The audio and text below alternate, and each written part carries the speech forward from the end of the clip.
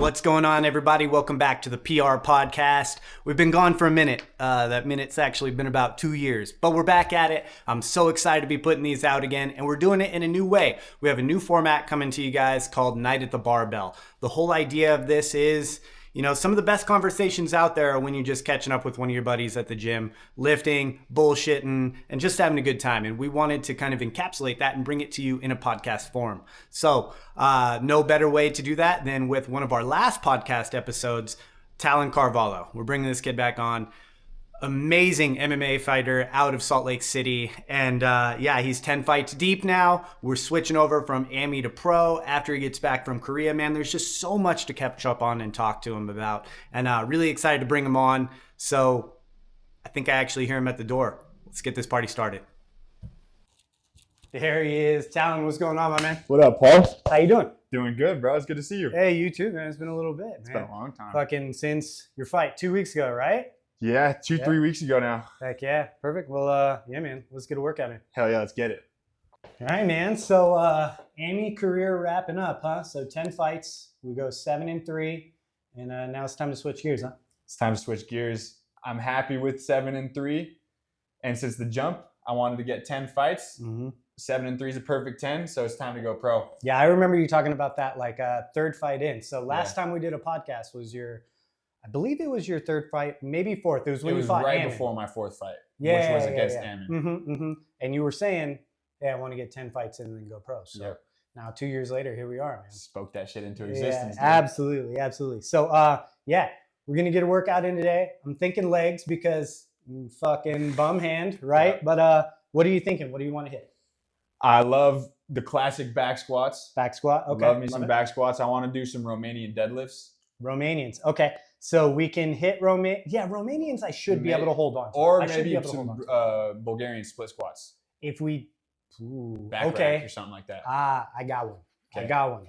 It's going to be good. So we'll hit back squats for our primary.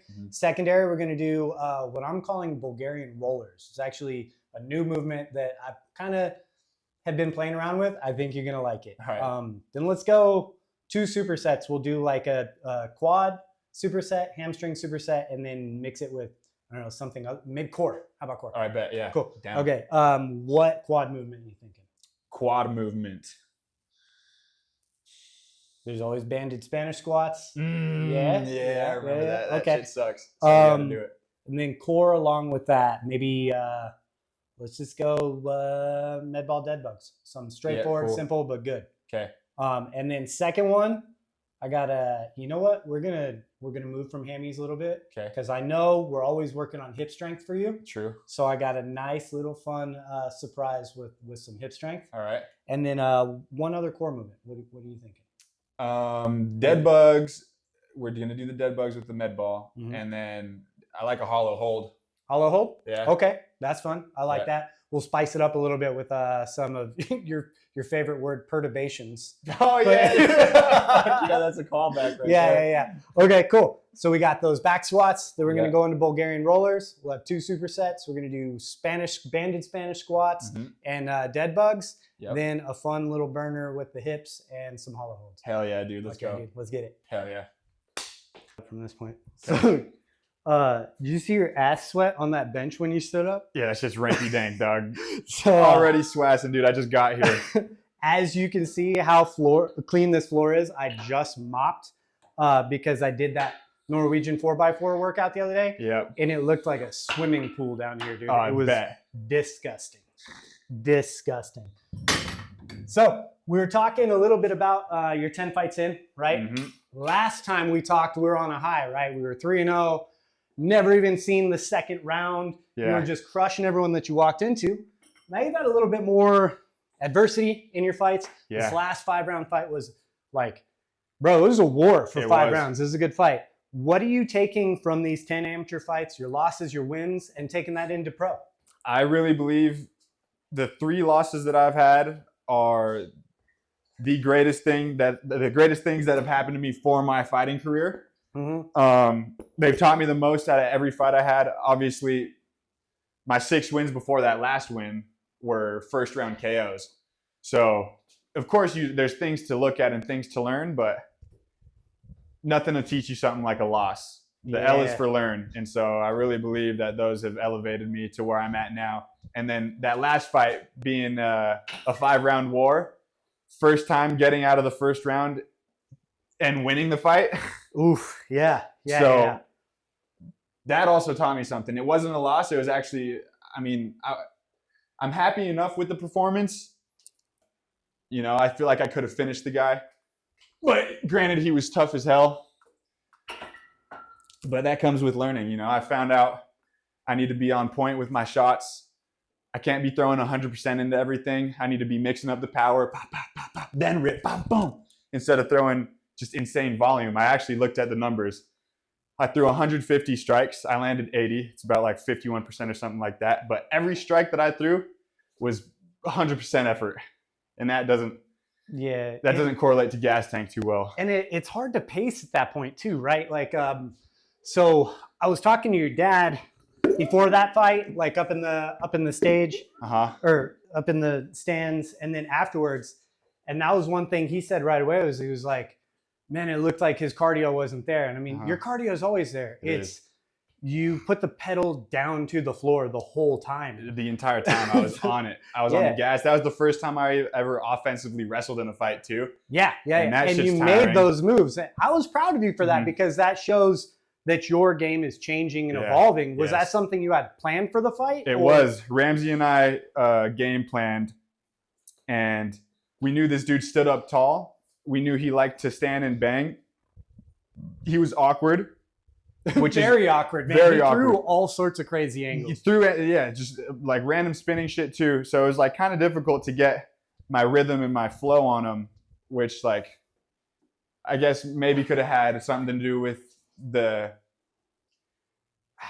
way I was landing on him. I never landed real clean because he was just so awkward with the head movement. Yeah, it looks like I landed clean, but I'm telling you, I was in there and I felt the shots that I landed in my previous fights that knocked people down. I could feel connect.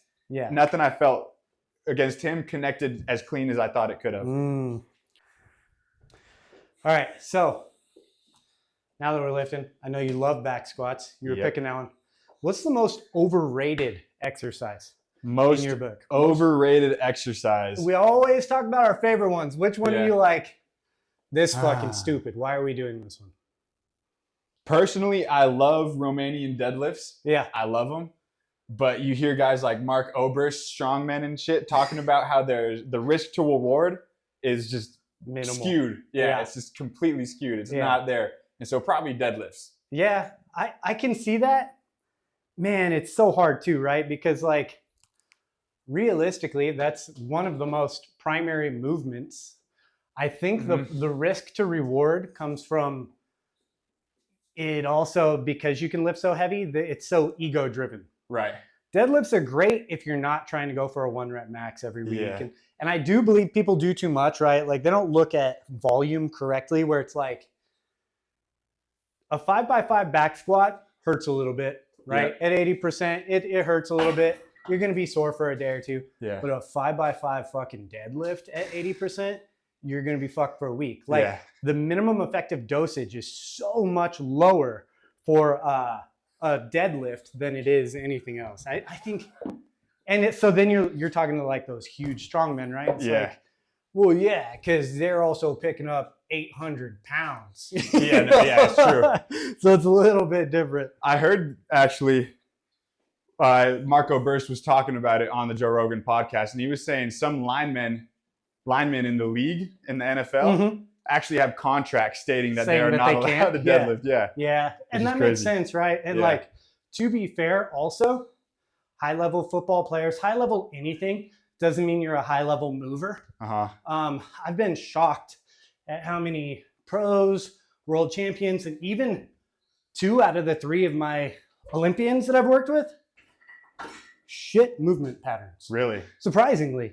Like some stuff they're really good at and other things they're horrible at. So NFL football player doesn't mean he moves super well all the time.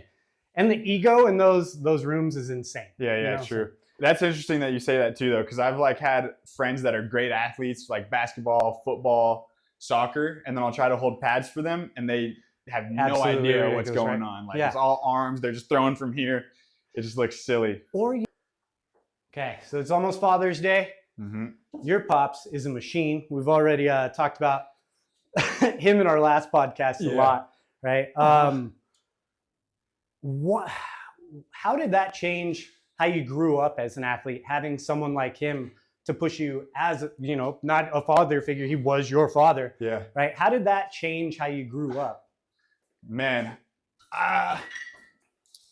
since I grew up with him, that was the norm, Yeah, so you didn't really know different? I didn't know different. Yeah, like just every day in the gym, every day working hard, Yeah. being smart about what you're doing as well. Not just working hard, you work smart too, Totally. But just he taught me the value of consistency. I remember growing up playing soccer, I was on a bunch of high-level teams and stuff, and he would just always tell me consistency is key, because I'd get through ruts where I'd be burnt out. I wouldn't want to play anymore, and he wouldn't allow me to quit, but it wasn't like a forceful way, it was more like this is for the betterment of yourself. Even if you don't want to do it, doing it is going to help you, and your consistency is just going to make you that much better. For sure, 100%. So consistency is key. Even when I'm burnt out in MMA, I still pull up to the gym and get like light work in, just make it fun again, as opposed to just straight grind. And that's something I feel that's underrated, is just the aspect of having fun and playing. Like, we have to grind, but it doesn't have to feel like a grind all the time. Like, you should be playing, having fun, enjoying doing what you're doing, or else why the fuck are you doing it, Yeah, so true. So, with your dad though, what's one trait you feel like you really, really got from him? I feel like I got the hard work aspect from him, because like I said, even when I am burnt out, the discipline forces me to continue going to the gym. So not hard work, discipline. Discipline from him? That's what I got. Now, discipline from my dad. Here's the fun one. What trait from your dad do you hope you don't get? That's also a good question, and I was thinking about this. My dad is so good at CrossFit, but he's like a little bit pessimistic with his own ability. Okay, and I'm like, bro, you made it to the games twice, 2 years back to back. Yeah. Jumped up like 4 or 5 places from the first year to the second year. Yeah. And he still doesn't have the confidence in it. So the mindset, being confident in my own ability is what I want to have, not looking down on myself. Like nitpicking too much. Yeah. Nitpicking. Of course, you got to be your harshest critic. Which I just explained to you about my last fight. I'm actually not that happy with the performance. I'm happy with the win. Happy I got 5 rounds of experience. Yeah. But I think I could have done better. And that's critiquing myself, but I also smell my own roses. I smell my flowers, and I do appreciate that I got the win in a hard fight, a hard fought win, For sure. So to bring it to CrossFit, Noah Olson, one of my favorite CrossFit athletes ever. Yeah, he's great, but I like him because of his attitude. Something that he says, happy yet hungry. I think that does it perfectly. You should always be happy with how you did. You should always be hungry for more. Facts. Hey, you should go smell the fucking roses. Yes, sir. Smell that shit. All right, let's switch over to the Bulgarian rollers. You're going to fucking hate these. Okay, fuck. All you women out there, though, you will love this because it destroys the glutes in the best way possible. You're assuming I'm going to hate these, but that makes an ass out of you and me, dude. I like big butt, dog. I'm trying to keep my shit grande. Okay, here's what I'm calling Bulgarian rollers. If anyone out there sees this and knows what these are actually called, I kind of took a modification of another guy's workout. I'm calling them Bulgarian rollers, but the big difference, right? Generally, with Bulgarian split squats, we want to have that distance apart. We want to make sure that knee stays right over the heel and we're dipping back, right? Yep. This is great, hits quad and hammies. What we're going to do, step forward just a smidge more, and we want to keep this back leg as straight as possible. And now we're going to actually coast that back. So now we're getting a huge pull in the glute and hammies. Yeah. And I want you to bring that chest forward because it puts the glute on a little bit more of a stretch. Okay. And then I'm no longer thinking about my body going up and down. I'm thinking about my hip going back. Right. And my hip hinging back open. So down to here, back out this way. You're trying to get to about parallel, huh? About to parallel. Cool. It's going to come down to hammy flexibility, but yeah, we're trying to get to there. Give it a shot. All right. Normal Bulgarians right here. Yep. Just like that. And now Yes, creep forward. Keeping that leg straight. Leg straight. And now hinge. And think about that foot going back. Let that knee drive back too. Oh, shit, Yeah, you son. get that big stretch. Oh, there we go. shit. There we go. There we go.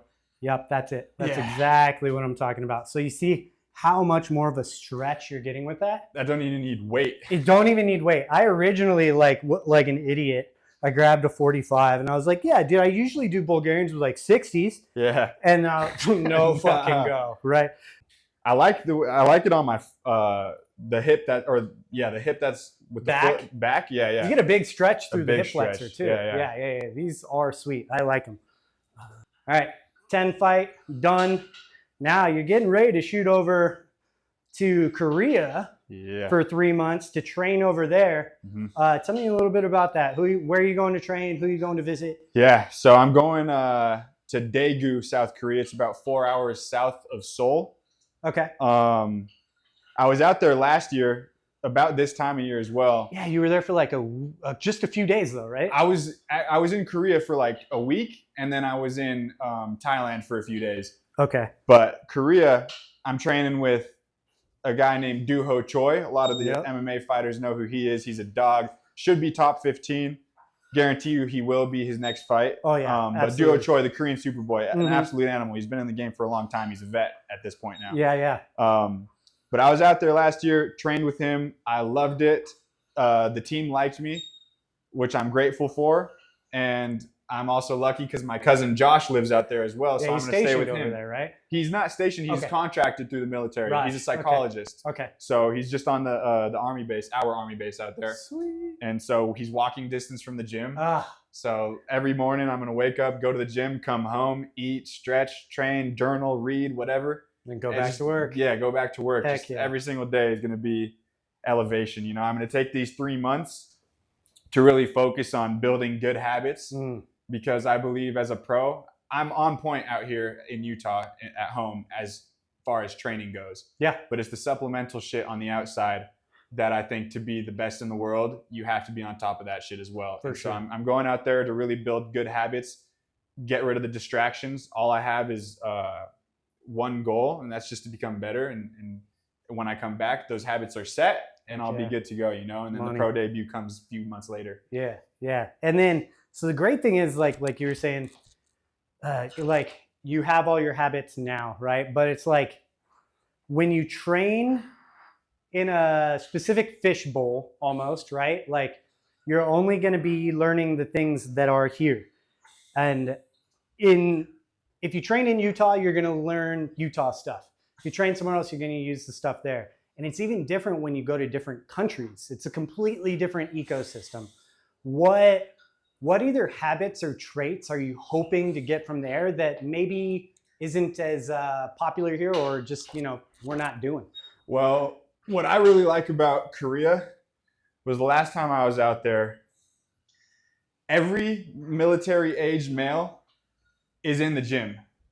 Out here, like, obviously my team is filled with military-aged men that are wanting to get after it. Yeah. But I'm serious. Out there, like, it's just the gym is completely stacked. It's full all the time. And I think it's just a difference in culture. Like, people are softer out here. I can't lie.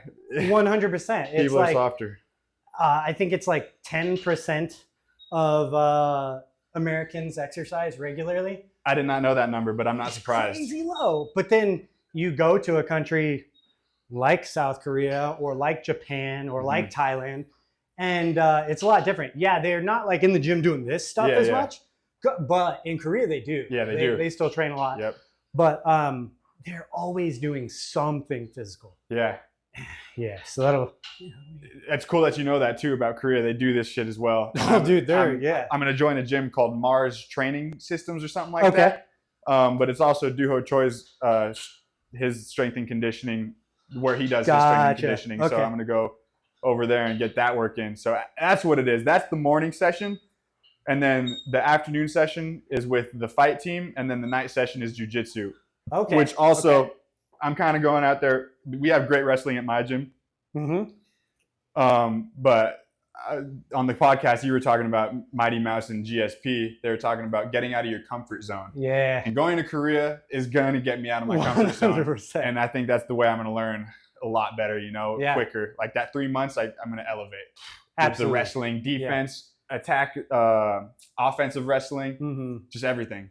Yeah. Which is, they're a good wrestling team. So that's kind of why I want to go out there too. Money. That's going to be great, man. I'm so excited for you. Thank you.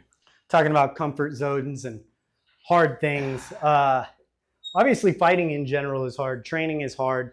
It sucks. You get in bad places. What's the closest you've ever come to being like, you know what? Fuck this. I want to quit. Whether it's like, obviously, probably not to the point of like career, but in a fight, in a training session, in a workout, has there ever been a point where he's like, yeah, I'm done with this right now? Honestly, I don't think that thought word for word has come to my mind. There's been times where I'm like, man, like I need a break, Yeah. But I've never thought about quitting. Even when I broke my hand, it just motivated me even more. Yeah. And in my head, I was like, honestly grateful I broke my hand because I learned about myself, about my toughness throughout the fight. Thank you. Yeah. And then 2, my hand's stronger now, dude. We got titanium in that bitch. Yeah, right? Yeah. I mean, you're basically half Wolverine at this point. Yeah, exactly, dude. Yeah. It's hard, right? Because it's like, there's so many different types of quitting too, right? Like on different scales. Yeah. Like sometimes I know there's been practices where like, we're fucking 8 rounds rolling deep. And someone gets you in a choke and you're like, you know what, you're right. For sure. That's true. That's very true. But I was talking to Joe Bish about this the other day. Joe Bish, I don't know. If you guys don't know him, you should go follow him. He posts every single day. Great boxing coach, but also a great mindset coach on top of that. Yeah. Every day he posts stories of quotes, his own quotes he's got from his mentors and people and stuff like that.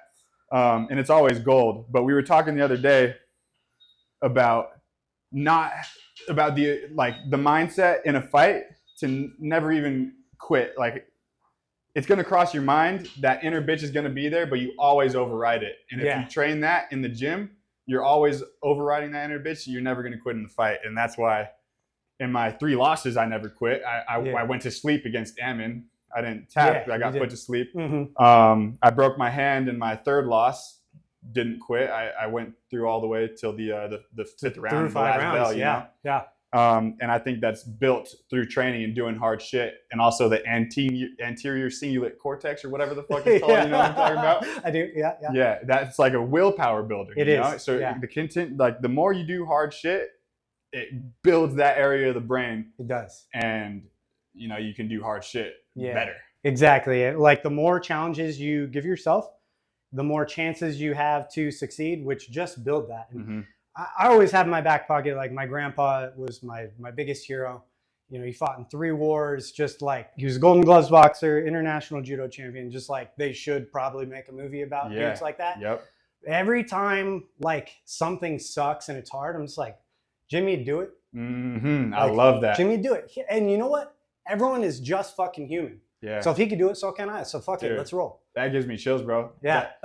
Dudes like your grandpa are like the last of a dying breed, and that's what my granddad was too. He just passed away a couple weeks ago. Yeah, I'm sorry. On Mother's Day. I appreciate it. Yeah. It was sad. It's a hard time for the family, but we're his legacy, and I'm proud to have his blood. Hell yeah.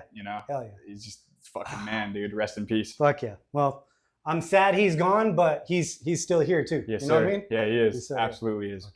What I really like about that one is like it's not just muscular, it's working through your ranges of motion too. It's that like active range of motion strength.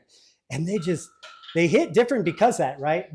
Because like when we think about loading, right? We all know, like say we're doing bicep curls, we want to open all the way. We want that full stretch because then when you break it down to like a really small layer, we're looking at like each attachment of the muscle fibers. Have you seen it where it looks like Velcro and they're kind of like the myosin actin bridges? We want those to get as close as possible because then we get a little bit more shearing and more tearing. More damage we get, the more growth we get. Right. So to get that big of a stretch and have tension at that end range of motion, that's why they're so potent. Money. Now, one of my favorites, I know you love these too, banded Spanish squats. Yeah. These get hot. These are toasty. These are another one that I see a lot of people kind of do wrong, and we can do it a lot better. I started doing these a lot when I broke my back because I couldn't load my spine, right? So I was like, damn, how can I train my legs to make sure that we're sticking good? And so how I really like to do these, I kind of drive my feet back to where my heels are almost off the ground. Gotcha. And I push those heels down. Now you can see I can like lean into that bitch, right? Right. So the goal now, with our feet nice and close, we don't want to be wide like a squat because we really want to target the quads, is as the chest drops, the knees can coast forward, but I want my chest as up tall as possible. We don't really want to be here. And that's what most people do wrong, is they squat like a normal squat.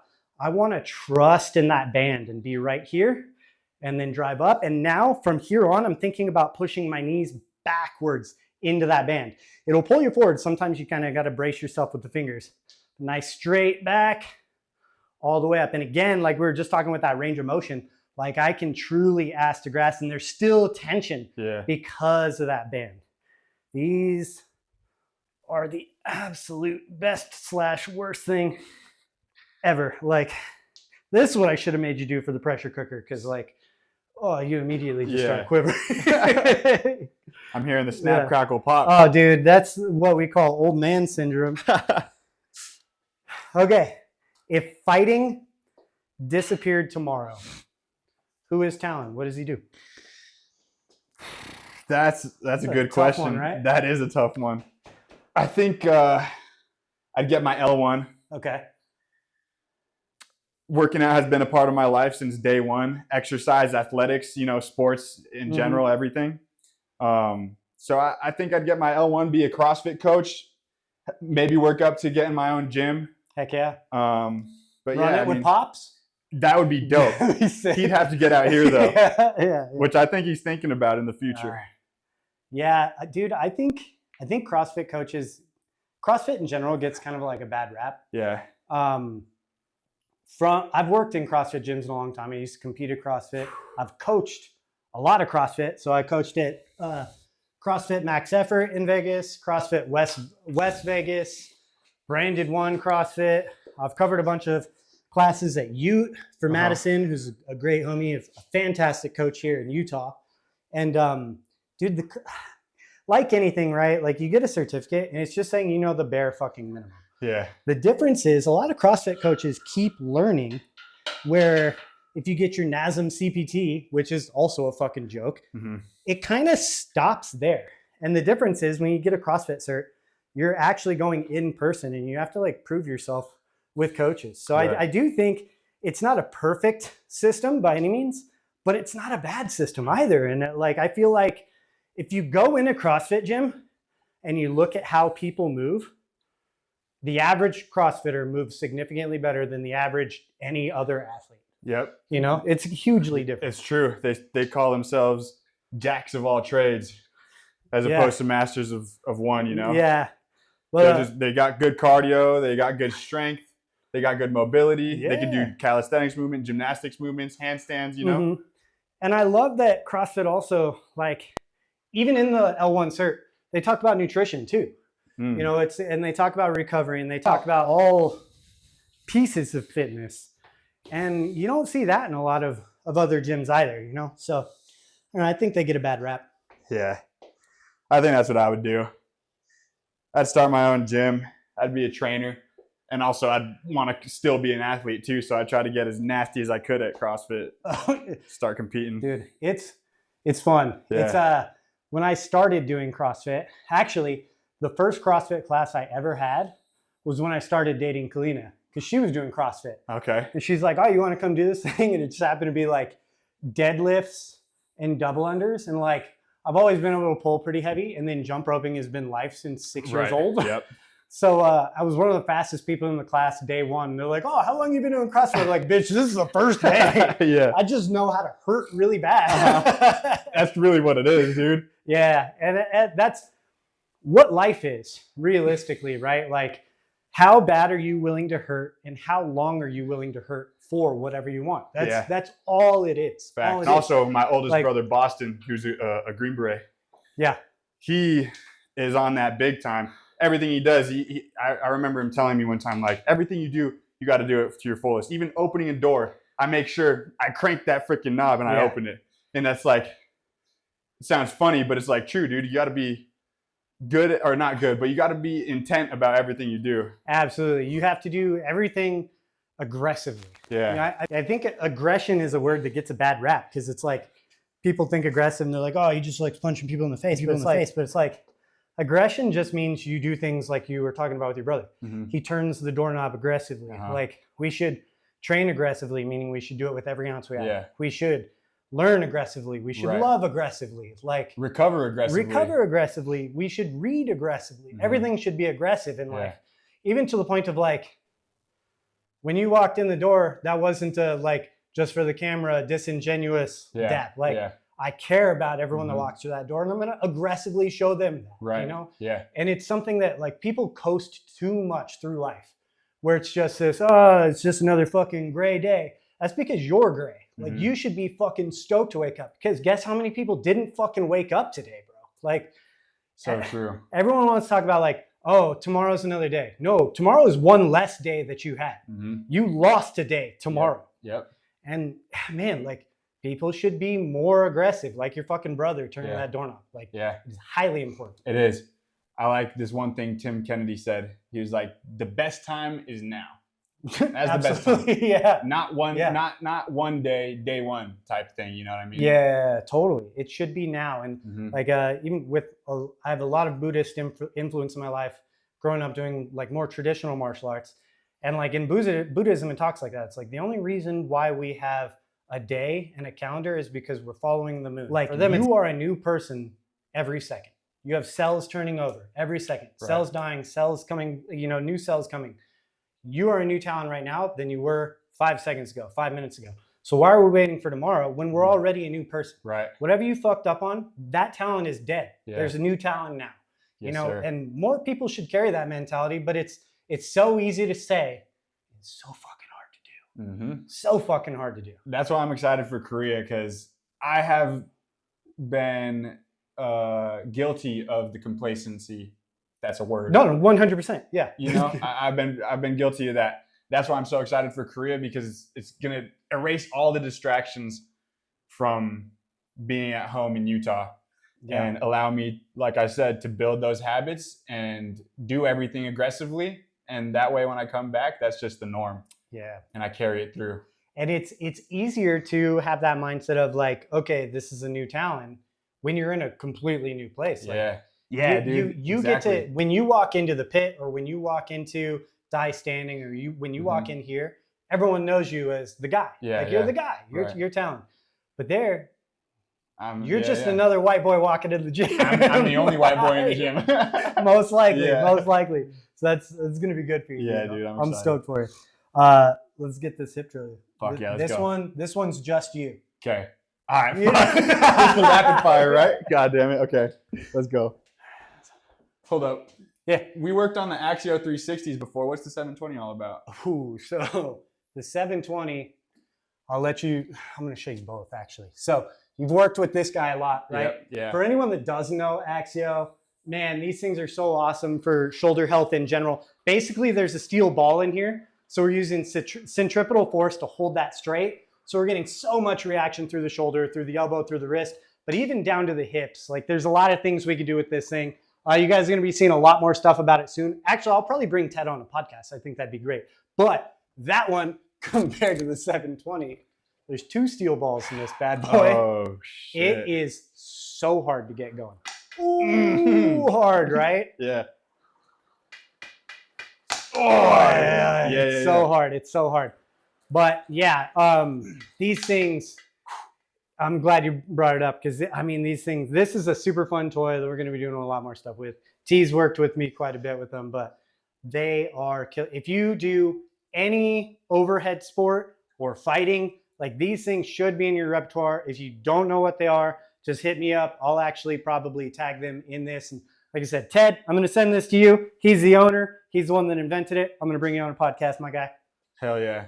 Bulletproof these shoulders with that thing. You know, though, they do so much more, too. Like, we've done it before where because it makes your whole body rattle, you can find weak links in the chain from the foot all the way up. And so there's a lot of like, most people use it for warm-ups, but it's great if you're using it in supersets, either as the primer or the main movement. Makes sense. Or you do a primer and use it for exhaustion. But then for a diagnostic to be able to find like, where are we leaking power? Right. It comes in super handy. Oh, that's really cool. Yeah, like we've used them for like, obviously you guys have used them as fighters, but I've used them with my pro skiers. I've used them with my Olympic level marathon runners to like find, okay, a lot of times when we're just manually checking, your hips are equal strength wise. But then we put a crazy stimulus in and one isn't getting the neurological connection. Right. So we can really like use them as a diagnostic tool to find that. And it's dope. very interesting. Yeah, that's cool. All right, so here's going to be our pain cave. So we've been asking you guys questions on Instagram of like, what do you want T to answer? This is how we're doing it, okay? So this is our version of Hot Ones. I'm stealing how they're doing stuff like when they eat a hot wing and all of a sudden they're panicking while trying to answer a question. This is our burn, okay? So it'll change each episode, but I know you're always looking for hip stuff, so I figured this is going to be it. So what we're doing, we're going to be in this band, right? We're going to post up on one leg, and I want you to just do our toe touches. Where we're just barely touching out at the extent each time. I'm going to ask you a question. You have to answer that question, and then after you answer, you switch legs, and I'm going to ask you another question. So the longer you go, the more it's burning, the more it's going to be hard to answer. So I got to really try and make this rapid fire to suffer as little as possible. Exactly. Okay. Let's get it. Go. Okay. All right. Marina wants to know, if you could fight a copy of yourself now or 10 of you at 10 years old, which one would you fight? I would fight 10 of me at 10 years old, guaranteed. I'm scared of myself now. I look in the mirror and I gasp. All right, switch feet. Hell yeah. All right, Mike, I'm kind of taking Mike Pfeiffer's question, changing up a little bit. Who is your favorite fighter of all time? Favorite fighter of all time, Max Holloway. Stay on this foot. Favorite current fighter, I guess it would be. Favorite current fighter, Max Holloway as well. Favorite local fighter. Favorite local fighter, ooh, Joel Haro. Joel Haro, my guy. Yeah. Joel, you're coming on here soon. All right, switch legs. James, your buddy James wants to know, how the fuck do you eat Taco Bell after training every day and stay so shredded? James, first of all, fuck you for putting me on blast like that. Second of all, I'm blessed with genetics, but I have been cleaning up the diet, so we're good now. Oh my God, I'm fucking all right, switch. I'll go faster. All right, I know you're a big music guy. If you could listen to one band for the next year and you can only listen to that one band, who are you listening to? The Black Keys. Black Keys? Fuck yeah, I like that. Switch. Fuck. All right, time to throw some more shade at your teammates. So Zombie Apocalypse, you're with everyone at the pit. Who survives? Name one person that survives the easiest. Hunter Bursley. And who dies first? Oh, shit. On, my boy. On. His name is On. Okay. Switch. Last one here. All right. Again, you have a wide variety of music you listen to. What's one song on your playlist that if you told everyone where it was, everyone would be embarrassed for you? Tinashe, Nasty Girl. There we go. Call it. Fuck yeah. Oh, shit. That got hard really fast. Oh, yeah. That's the booty bird. Yeah. It's like you start and you're like, yeah, this ain't bad. And then 2, 3 in. What's funny too is because that one question about the zombie apocalypse, I would have tried to find a smooth way to bounce out of it, but I was like, fuck it, get out. Hell yeah. Cool. All right. One thing I want to start doing with these is at the end, we've been working out. I've been kind of giving you pointers. Obviously, fitness is my domain. I want you to teach me something. I feel like we should always be learning. What do you got for me? I brought my gloves for this. Okay. I've been doing a lot of boxing lately, as you know. Yeah. Shout out Joe Bish. I go to Joe's gym Wednesdays and Sundays every week. And we've been doing a lot of like rhythm builders with punches. So it's a stationary movement, but it's a long combo and it's a flow. So we're going to go as long as we can until one of us fucks up on the pads or hitting. Okay. I like it. Yeah. I like it. Let's do it. All right. Yeah. So show me what we're doing, brother. All right. What we're doing is it's like a flow combination. Okay. Similar to like what Mayweather does with that whole long combo. Mm-hmm. But But the reason I really like it is because it's going to work in. Come over here. I'll help over there. It's working punches with head movement and slips, rolls. You know what I mean? Right. And so it just like it helps you catch a rhythm and also just throw your punches properly. You know? Okay. Cool. I love it. So it's a 1, 2, slip, 6, slip, 5, 2, roll, 2, 3, 2. And then we restart the combo. Except instead of going from the 1, 2, okay, we end on the 2 to the slip, 6, slip, 5, 2, roll, 2, 3, 2. Slip. Slip. I keep 6. wanting to roll. Yeah, there. yeah. Slip. 6. Slip. 5. 2. Roll. 2, 3, 2. Yeah. Slip. Slip. 6. Slip. 5. 2. Roll. 2, 3, 2. Slip. 6. Boom. Boom. Boom. Boom.